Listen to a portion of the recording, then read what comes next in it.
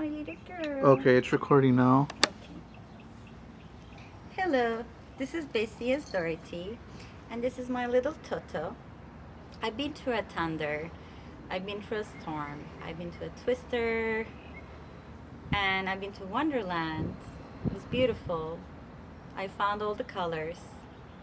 I found some place over the rainbow. And now I finally at a place where I can say there's no place like home. I don't have grumpy roommates. I don't have abusive husbands. I don't have any of that.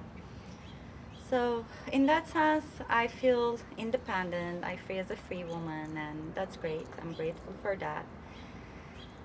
I watched Wizard of Oz several times, and the first time I watched Wizard of Oz was when I studied my first film studies, when I first studied film and television back in Turkey, in Istanbul. Our teacher, Tuna Erdem, showed us Wizard of Oz. And I was a little outtaken by it because when I started college, how old was I? It was 2001. I was born in 1982. What does that make, my friend? What age was I? My math is not the greatest. I was in my early 20s. Um, but then she taught me to read subtext. She taught us film grammar. We learned how every color, everything means something else. I mean, the movie does the metaphors by itself with the heart and the courage and the brain. Like we all have it in us, but we all think we don't have it. We all look for it, somebody to give us the validation, give us the confirmation, you can do this. So I always knew I was born to be a filmmaker and to be in front of the camera and behind the camera and to write. That's what I was created for. I always knew it, but I need the validation. So I got a bachelor's degree, film and television from Istanbul Bilgi University. We had the best teachers. We learned all the theory. We learned all the production. We made a lot of short films. And I was a super hardworking student. I was a nerd to the point of I would do other people's homeworks without getting paid for it just because I liked doing it and helping other people. And I would get everyone straight A's. And then I graduated as the top ranking student and I got a Fulbright scholarship. There was nothing more I wanted than to come to America. That was my dream. In a way, America was my place somewhere behind the rainbow. I made it here and I went to the school I wanted the most because I grew up watching a lot of movies. I loved Disney and I loved particularly Tim Burton and his style a lot, and I found out Tim Burton went to Cal Arts. So I went there and I still have allies from there. I have my twin friends, I have my fabulous friend, I have my a few other friends who stick with me through this time. I consider them as my allies, and I made many more allies. I have more allies than just the Scarecrow and the Tin Man and what was the other one? Lion. I met a lot of other allies, and I keep making allies on my journey. However, the reason I'm making this video is I decided I'm gonna go back to my YouTube movement because even though I got an MFA degree in film, a bachelor's degree in film, on top of it went to UCLA and did a professional screenwriting program at UCLA. I made several films. My very last film, Escape Room, won a lot of awards. A lot of film festivals got it as an official selection, over 40 festivals and 14 awards. It got distributed. Everything, a director could ask for. Meanwhile, I wrote my future screenplays and I developed my first feature documentary film. However, I couldn't pass through the doors. I couldn't get to anywhere to pitch my projects to get them funded. So I have a small circle of friends. We're trying together without any funds. We're gonna soon do a fundraising campaign for Searching for Goddess, searching for God and Goddess, because I believe God is a combination of the feminine and masculine, and I'm gonna be looking for both, as well as I'm gonna be looking what's being hidden from people, both scientifically and spirituality. And we're gonna get to the bottom of this by going to the bottom of the world, which is Antarctica, because you gotta start things from the bottom to top. And after we do that, we're going to continue to do that, traveling the rest of the world. I have other feature films, screenplays, I have other projects, and all of that. However, I'm in Los Angeles, away from my family, and trying to get by myself. Guess what I'm doing to survive right now? what I've been doing for the last few months since I was let go from my last job, which I'm not gonna, I moved to a new chapter, so I'm not even gonna go and talk about that anymore. But I worked at a pizza shop and I work at a movie theater, getting my minimum wage, two part time jobs. I'm hardly getting by on top of any little extra support I'm getting. I am really struggling.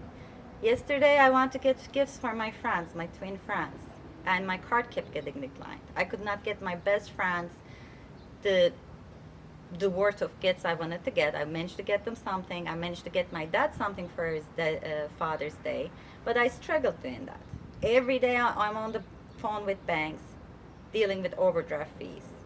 Not because I'm not hardworking. I'm working 5 times a week, but I'm not getting paid enough, and I'm not getting the jobs I'm qualified for. I've been applying left and right to the studios, to the production companies, but the doors are not opening to me.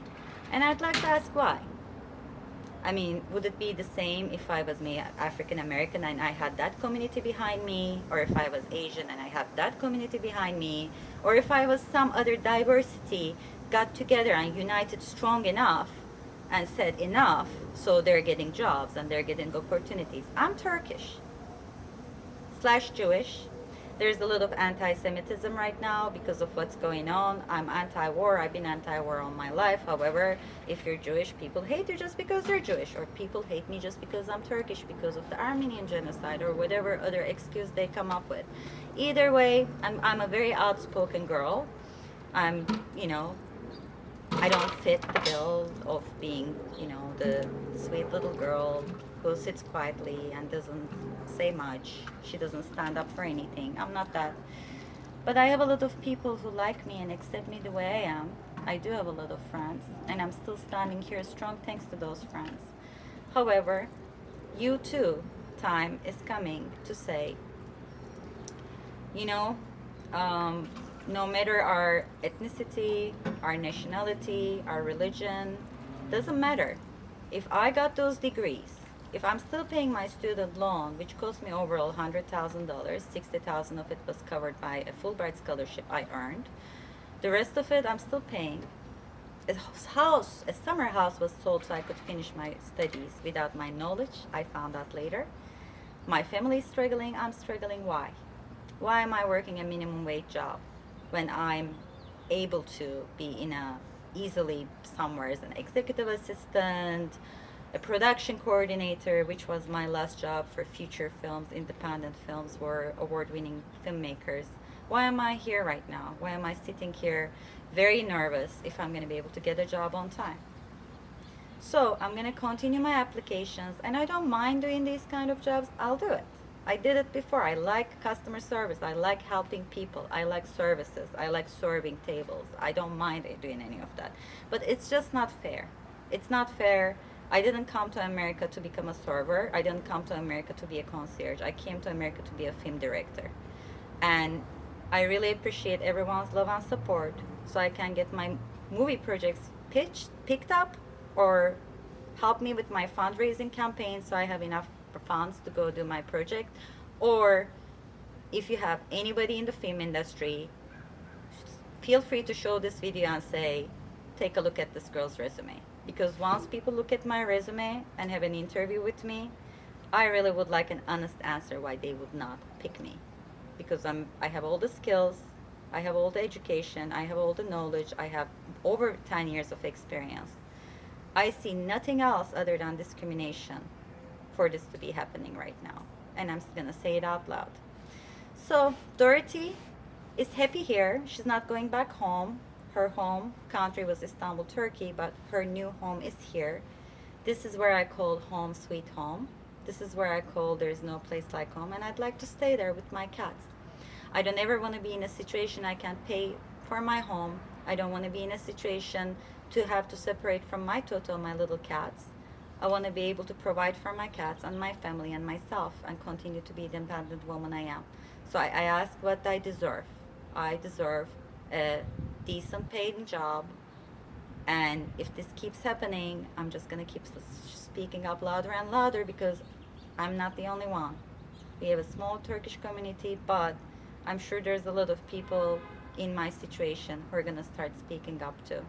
So I think the best thing to do is to be more supportive and sharing and get beyond that and look what a person can do. A few years ago, I found a cousin of mine, a far cousin who lives in LA, and I thought he would help me.